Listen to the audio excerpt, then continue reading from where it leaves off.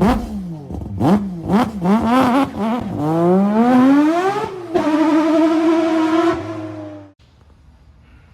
going to start here.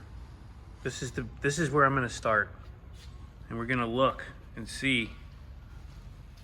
I'm looking for damage here. And I don't see any. I mean, that's not bad. It's got a zip tie. I'm not going to call that damage. The motor's still in one piece. Everything looks good. Marcus went drifting. He went all out, and he's back. How'd it go? With minimal stuff that happened to the car. Minimal. So the rev limiter stuff that we did on Friday and Thursday helped out the car a lot. For those of you who don't know, what we did was we changed the limiter from a hard limiter to a soft limiter. And from for 75 fuel, to 7. and we moved it down a little bit so he could peg it. So I sit on limiter now going around OSW, around that back corner there, and then down along straight. I could just sit on it, and it doesn't really do much at all. You even get the good pops and stuff on it, but the only bad thing that actually happened, which I put in my video, was this coolant line blew on me. And we just noticed this. This looks like a gasket for something, but I don't know exactly what it's for, so we got to kind of figure that out. But you shut it off as soon as it went hot. It actually turned itself off, which wasn't great. There might be a code in it, but... Well, for those of you who don't know, also, there's a Haltech in this car, yeah. And the Haltech is set up to have all the safety parameters necessary. If you lose oil pressure, you get hot, anything like that, it turns off the motor for you, keeps you from damaging stuff, and in this case, obviously, worked out pretty well. Yeah. So, but the motor's fine, everything's good. Yeah, I started it up and put it on a trailer. I started it up, drove it into here, so it starts up, it's fine. That VR1 oil that I changed into it works amazing. That's Valvoline Racing. It has zinc in it. It's a really good oil for racing. They say it's for off-road use. Or it's it used 2050 too instead of 1540. So a pretty thick oil, which is good for here. Real hot climate. But yeah, guys, the only other things that like really are odd about the car is that I have a homemade angle kit on it with homemade stoppers. Ooh, I like that. I like that pulley. Right, that's the new one that I just put on there. And you got a nice matching set. Yep. That looks nice. Somebody said in the comments, did you really just change the power steering pump so you could change the pulley? And I was like, yeah. I've had that thing for like 2 years, and I just put it on there this week, last week. This is Marcus style right here, in case you're wondering. So, you know, you can say what you want, but it looks pretty good if you ask me. Yeah. So overall, though, guys, the car was amazing. The angle, when I go all the way to right, it locks up on me because it doesn't have the like proper stops on it. You modified it. Yeah, me and my friend modified the knuckles, and we made stoppers on the LCAs and everything like that. But yeah. I need to get a true angle kit, and I need a little bit more power. I think the turbo's blown again too. Yeah, it might be. These turbos don't last very long when you're hammering them the way you are. So the turbo might be on its way out, so that means we might go top mount by the end of the year. I'm going to keep running this until it actually slopes out a lot. We need that Garrett G25 in this bad boy. Is that what Chris has? Yes, the one he got, yeah. I don't even know if he's announced that or not, but oh well. For which car, though? The Racer? Well, you see, now I'm not going to tell. But he did get a turbo. I think he got a G25 for one of those cars. What was the one that he used to have on the Roadster? That was a 2007 GTX Gen 2. Yeah. That was a good turbo. It was a great turbo. 400. Yep. And it spooled up pretty quickly, too. Pretty quick. Like stock where it would. And it was on an SR... it was on an SR20 also.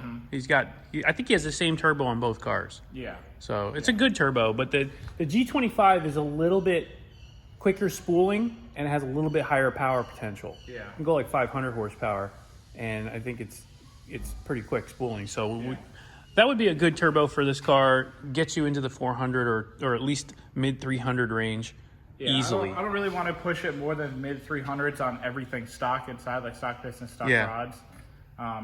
Kind of like the same power level that the Roadster was at. Yeah, I do have the rocker retainers, the head studs, and the main studs, but still, I don't want to go too far with it. That's good. Because I don't want to... This This motor is very stout right now. I don't want it to go south. Yeah, no, it's good. You put this together. Yeah, I took it apart. You put it. It was like a budget build. We'll call it. Yeah, budget rebuild. Yeah, rebuild. Like 600 on it. Yeah, it's good. It's been holding up mint, so that's really solid. And then got a nice oil pan down there, which is good in case people didn't see it. It's got that nice extra capacity oil pan. It's a Greta unit, I think. No, it's not. It's the eBay Johnny. It looks like Gretty. Yeah. It's Freddy. It's the knockoff, but it's the eBay one. So it's Gretty has that oil pan. Yeah. It's the knockoff. Okay. But it does the same thing. It's working. got the baffles and everything in Yeah, I it. won't argue with that. Yeah. Forward-facing manifold. Well, they are forward-facing, but nice ISR performance manifolds. Good stuff. This car is well done. This is a good execution of a. I'm not going to call it budget, but it is budget drift car. So I used a lot of parts that I got from doing little things for friends and for random stuff that we had around the shop. Yeah, you didn't ball out on a budget. No.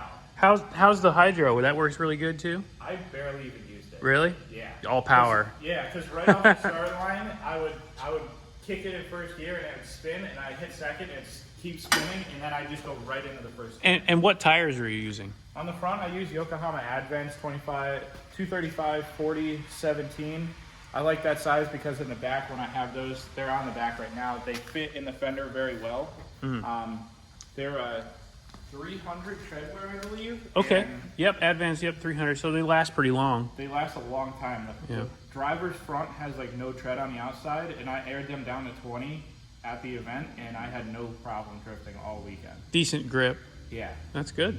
In the wet, in the dry. And that was the other thing too. It was mixed weather. Yeah. You guys were drifting wet and dry. Yeah. So that's a pretty. And that's one thing that I don't think Chris has a lot of practice with is in the rain. And 2 times before I went to the compound and it poured the entire time I was there. So I have a lot of practice in the rain. Yeah, I don't think too many people like to drift in the rain anyway. They don't, So because especially if you have a mid-range to high horsepower car in the rain, it's not. You can't even do you it. can't do no, anything. No, Like you literally go into a corner. Chris's and cars are definitely higher power. Yeah. I mean, especially considering the chassis it's in. A Miata with nearly 400 horsepower is almost undrivable. Yeah. So I feel like I dominated in that little part, but when it gets dry out, Chris probably definitely has the upper hand, and he has. You're talking tandems. You guys were tandeming. Yeah. How close was it? I don't have any footage from it, but It wasn't as close as you really think it is, but when you're in the car, it feels a lot closer. so go check out it's in your video. You can It's see in it. both our videos. So go check out their videos. Go check it. If you haven't seen Marcus's channel yet, go check it out. It's Marcus Parks. He's got everything that you can imagine that he's doing is going to be there, from his lawnmower build to the cars that we're putting together here in the shop. boat. Your boat. How's your boat? Oh, I should probably go check it. It might be sunk. Oh after- God. after Let's the go weekend. look. We'll go see if the boat's underwater. Oh, yeah, she's a little down. Okay. She's in there. Well, there's a lot more water in this here pond now. The lake's got a lot This- more water in it, and the front's got a lot more water in it. The whole thing, the boat and the lake both have more water in it. If you guys hadn't seen recently, this was whole beach area, last time. yeah, this whole area was dry. All this white you can see here was completely dry. This wasn't even in the water. It was just sitting on dry land. Now the water level, we got a ton of rain over the past couple days over the weekend, which is good because we've needed it. Yeah. But now, as you can see, the Royal Queen is looking a little soggy. Yeah, I gotta figure out how I'm gonna flip this thing over now and get all the water. Good God. I got an idea. If we put a strap on that side, I can grab it with my tractor and pull it that way and it'll lift it. Oh yeah, true. We should try that. We can try that this afternoon. Okay. Tractor, get ready.